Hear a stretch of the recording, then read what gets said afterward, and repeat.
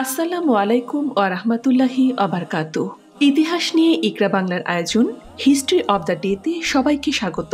আজ আমরা ইতিহাসের পাতার ১৯ ফেব্রুয়ারি নিয়ে কিছু জানব।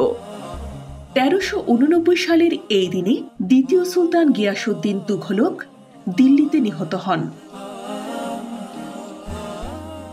১৯২৪ সালের আজকের দিনে জেনেভায় আন্তর্জাতিক মাদক কনভেনশন স্বাক্ষরিত হয়।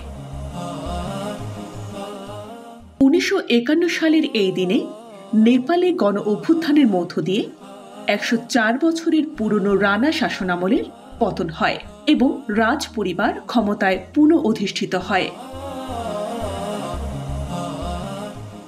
১৯৯৩ সালের আজকের দিনে হাইতিতে একটি যাত্রীবাহী ফেরি ১৫০০ জন নিয়ে ডুবে যায়। জীবিত উদ্ধার হয় মাত্র ২৮৫ জন।